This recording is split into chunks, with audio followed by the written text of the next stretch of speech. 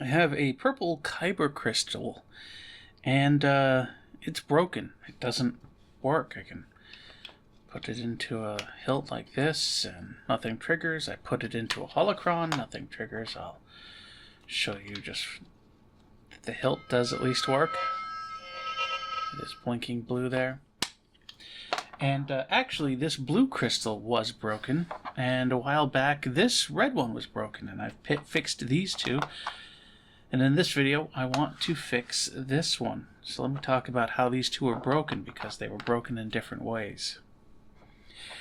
This red one, I bought it. It was brand new. It was sealed. I opened it up, and it didn't work. It didn't work at all. Something was broken.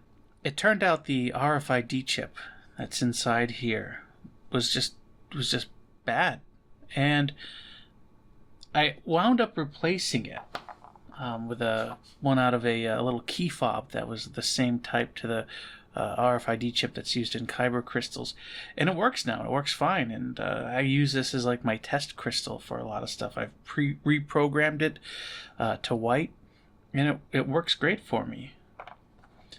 This crystal, there is a very small PCB inside, which has a little black epoxy blob on it. Inside the epoxy blob is the actual RFID chip itself. And then on either side of that epoxy blob, there are a couple of pads, which the wires to the antenna are soldered to. And when I opened this one up, I found one of those wires had broken. And all I had to do was to solder that broken wire to the pad and glue it back together, and it works now. So with both of these, the way I fixed them was to cut it open and repair the broken antenna or RFID chip and then glue it back together. To cut them apart, I used two different tools. I used a jeweler's saw for this one. It cut a little bit more material, but it was a little bit easier to cut through the plastic or resin or whatever type of material these crystals are made out of. For this one, I used the same saw that I used in a previous video to cut apart a Leia Legacy lightsaber to figure out why the electronics in it were bad. And this cut a thinner seam, but it was a little bit more difficult sawing because the blade wasn't quite straight. In either case, both worked, and so now both of these have been fixed. And now I want to fix this one, and I want to show you my process for fixing these. And the way I am going to do that is I'm going to cut this in half. If we look closely, you can sort of see a seam here where two halves were brought together to form the crystal in the first place. And I plan to cut along that seam there. And I will be using this saw here, which is with the same one I used to open up that Leia Legacy hilt. It's going to be quite a process trying to keep the cut as straight as possible, and it's going to take me probably 10-15 minutes because I want to be careful with how deep I saw into this.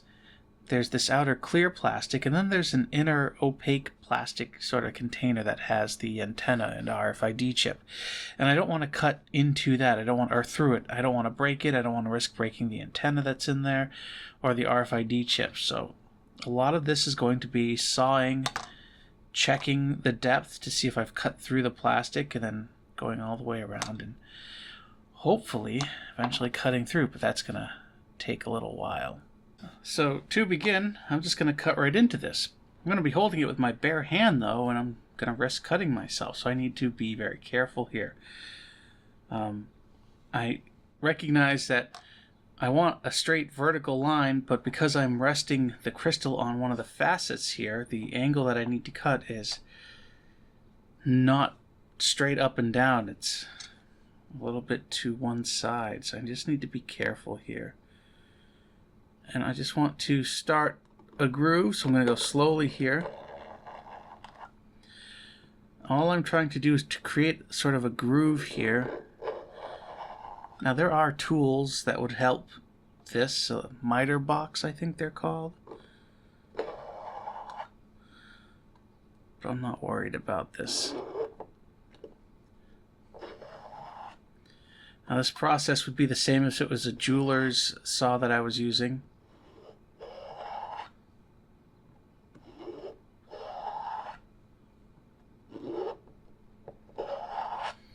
Now, part of my problem here is this blade is not perfectly straight.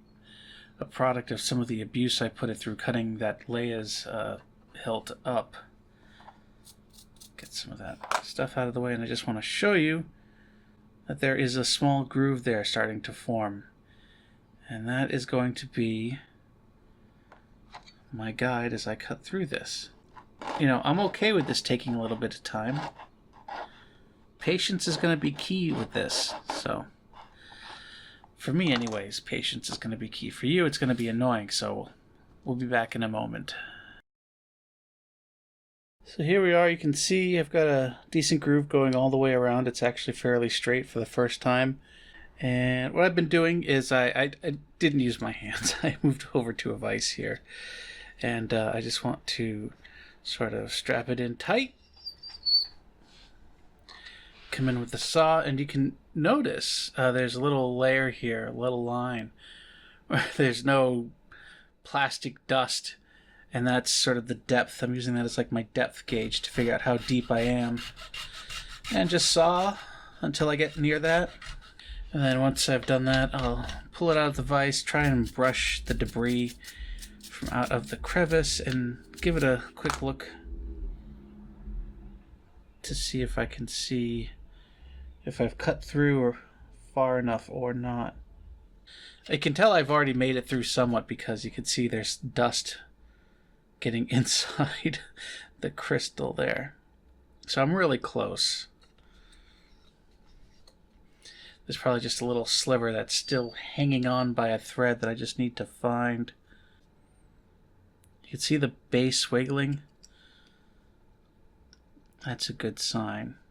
Alright, I think this little area here, I'm not quite through. Maybe right there. So we'll come in with the saw. There we go.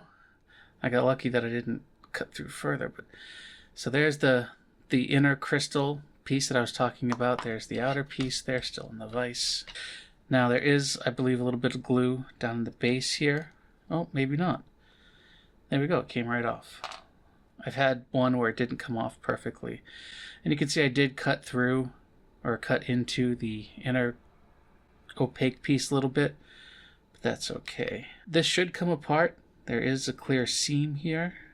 What I might do is put that back in the vise and poke at it. Just sort of start separating it. There we go.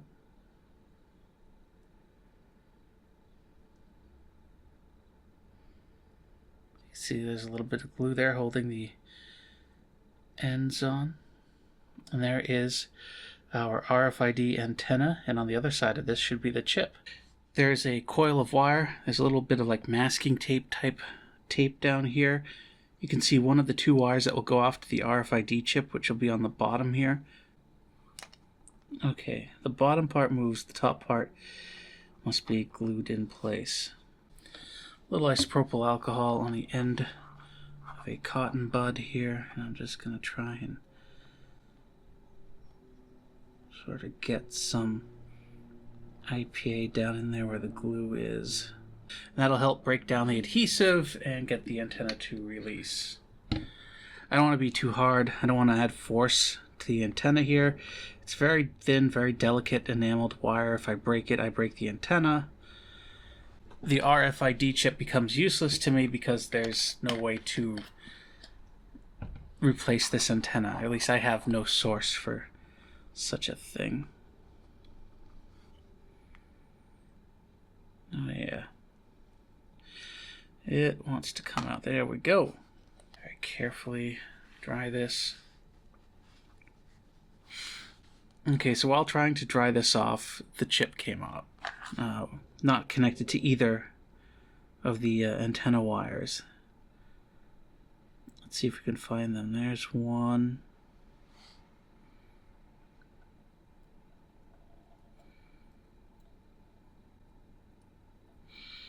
There's two. Those, I don't know if you can see those. There are two antenna wires there, and neither are connected to that. This is almost certainly the issue. One or both of those wires came apart. So now what I'm going to do is I'm going to grab a silicone mat and I'm going to tape this chip down to the silicone mat with one of these two pads exposed on either side of it. Solder one wire on, solder the other wire on, and then test it to see if that fixed it. And if it didn't, I'm going to find a replacement because I assume the antenna itself is still good. I don't see any damage on it at all from where I was manipulating it earlier, so I think it's just the chip. I noticed that the chip was a little sticky, so I'm just trying to clean off any residue before I go ahead and resolder this. One thing to note is if we look on the back of this little PCB here, we can clearly see EM4305, and that is the type of RFID chip that's on there, and EM4305. Get a piece of Captain tape, which is a little more resistant to heat. First thing I'm going to try and do is clean what solder is there off with some solder wick. Now the reason I'm doing this is because I'm going to put new solder on it, and the new solder is going to be leaded solder, and the new solder may not have the same formula as the solder that was on there, and mixing solder types isn't a good idea. So I'm just going to put a little bit of new solder on there, like so. Good. I need to remove the enamel coating on these wires here. So I'm going to put a little blob of solder on the end of my iron and just run the tips of these wires through that blob of solder. And that's just going to burn off the enamel. If I can find just the right angle.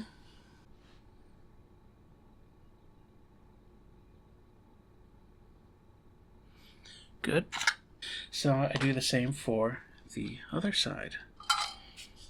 I'll try to very carefully get this wire soldered without breaking anything.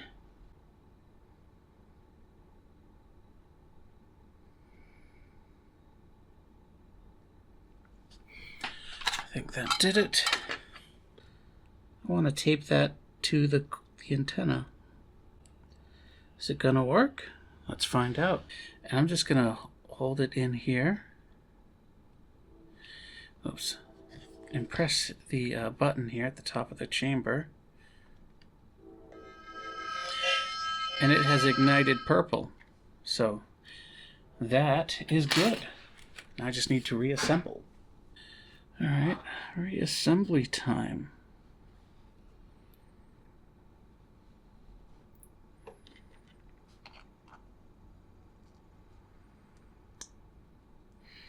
There we go, that's the core, all back together. Here are the top and bottom pieces. Those need to be cleaned real quick. So I'm just going to use some isopropyl alcohol. One, because I just have it handy, and two, because it'll evaporate fairly quickly. When I cut the plastic, it may have left a few little slivers of plastic that's been trimmed off, but not 100%. It might be hanging on just a little bit. That's easy to spot. It'll be a little white fleck. So I'm just going around scraping off all those little white flecks, so that way they don't show up when I glue this all back together. Okay, looks good enough.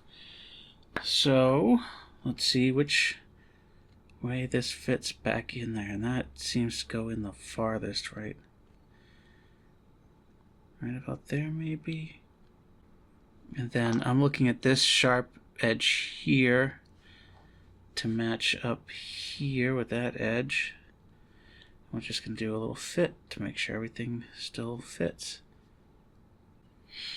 And that bottom doesn't want to fit like that, so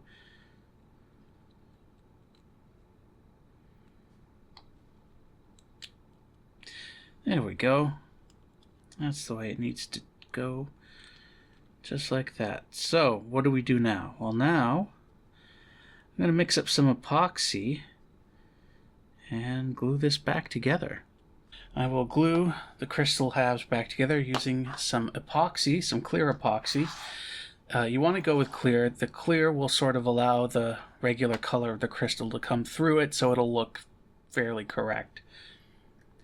I'm going to put it into this little plastic cup here. It's just, you can get like 20 of these for $1 at the dollar store. I'll use some toothpicks to mix it and then apply it.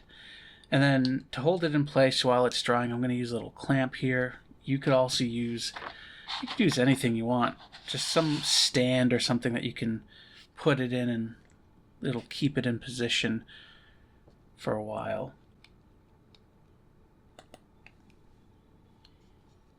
Grab a toothpick and start mixing this up. Alright, so now I'm just going to let that sit for a couple of minutes. I want it to be a little tacky so that when I put it on the crystal here, it's going to give me a little bit of time to sort of wiggle things around. I could probably actually use super glue to initially position the crystal so it stays in place, and then after super glue, put the epoxy on. It's probably not the worst idea in the world, but for now I'm going to do it this way. Hello, future me here, and I've just discovered as I'm editing this video that I don't have any video footage of me applying epoxy the first time for whatever reason. So I just want to go over what I did. I loaded up the end of the toothpick with a little bit of epoxy, and then I just stuck it in the seam and kept repeating that, going all the way around the crystal. I was not trying to fill up the seam completely. In fact, I didn't want to fill up the seam at all because I didn't want to risk any epoxy dribbling down the sides as it was curing. I just wanted enough epoxy in there to hold the two halves of it together, and I would worry about filling up the rest of the seam later. Once I had enough epoxy in there, I put it in the clamp to hold the two sides together, and then I hung the crystal in the clamp up so the crystal was positioned vertically like this and let it cure for a couple of hours, maybe a little bit longer. I came back and took some acetone on a cotton swab and started scrubbing and got rid of the thin layer of epoxy gunk that was on the surface of the crystal. So now the crystal's pretty good. You can tell if you've got it all. You just run your fingers over it, and if you find any sticky spots, you need to finish cleaning that up. And you can see some of the corners here, the gap isn't fully filled in yet. That's expected. I'm going to do a second pass of epoxy here in a little bit. But you can already see that it's pretty good. It doesn't want to come apart anymore. And we can even test it right now. And it is detecting a purple crystal. So we now have taken a broken Kyber crystal and made it work again. All that's left is little cosmetic bits, which is, again, adding a little bit more epoxy to fill in the gap here. And that's about it. And then put it aside and let it cure for 24 hours, which is what I'm going to do now. Same process as before, little cup, some toothpicks, and just apply a small amount into the cracks here. It'll overflow a little bit. That's perfectly fine. You can sort of see what happens here if it overflows a little bit. It doesn't look too bad from far away. From up close, it becomes much more noticeable. Here's my more recent version, and again, it doesn't look too bad. It is the following day, and things are looking pretty good. It's still a little dull here. You can see where some of the epoxy has overflowed here. It's what's going to happen if you want to, fill in the cracks all the way. But what I'm going to try and do, or continue doing, because I've been doing it for a little bit now, is to clean that up using basically acetone. This is sort of like a nail polish remover. It doesn't seem to hurt the crystal or whatever material it's made out of. But I'm also, I've loaded a little bit up on this paper towel here, and I'll sort of rub away at the seam for a little bit and then quickly dry it off to get rid of anything that's left. So I'm going to finish until I get to a point where I feel satisfied with what I have, and we'll take a quick look, and that'll be the end of that. So how much you want to spend trying to clean this up will come down to, I don't know how much you care. For example, there's a little chunk here on that little facet there, and what I've been doing is I find that if I use a hobby knife, there, see that little chunk goes away, and then I can use that acetone to sort of clean up any little tiny bits that are still there. And now that facet has that little chunk of epoxy removed. So I'm just going around removing all the large chunks. You can see sort of duller areas where it's clear there's still a little bit of epoxy there. And I'll just scrape at it with a hobby knife to help clean things up a bit. Some areas like this is there's a big overflow spot you can see there. I may just leave that there. One thing I'm noticing is I'm looking really closely at these crystals. There's clearly fingerprints here. Those aren't mine. Those are fingerprints that are like in the crystal, in the stock crystal mold. I wonder if whoever designed the crystal molds, did they leave like a little Easter egg of their fingerprints in the molds? I don't know. I'm going to go through and try and clean up a lot of this stuff. Once I feel happy with it, that'll be that. I'm at a point now where I think I'm ready to call this done. The seams are pretty clean now. All the extra overflow has been removed. There might be a little spot here or two, but I'm pretty happy with where this is, and I could play with this for another couple hours if I wanted to. At some point you just got to say it's good enough, and I am at that point. So that is good enough. It looks fine. And again, now they're perfectly working crystals. So I can take my purple and thin side pointing down, put it in first. This is what the cast member told me when I was building mine as being the easiest way to get your crystal in. Here's that blue one that I did earlier, and there's still a bunch of overflow left on it, and I'm leaving the overflow there because I think it helps hide the seam actually. So maybe cleaning up the overflow completely like I did on the purple one isn't the way to go. Again, this is down to how much time you want to spend with this and really what looks good to you or what you feel happy with. So that's the video. I hope you found it interesting. One thing I want to point out, before you attempt to do anything you see in this video, if you have a crystal that isn't reacting, test it in multiple devices, a Savvy's Workshop hilt, multiple holocrons. If you have an RFID reader or writer, check it with that as well. You can build up confidence as to whether or not the problem really is the Kyber crystal. And that's really important to do before you start tearing it apart like this. I hope you found that informational, helpful. If you fix your own Kyber crystals that are broken, please let me know. I always like to hear whether or not any of these videos is helpful for others. So until the next video, have fun.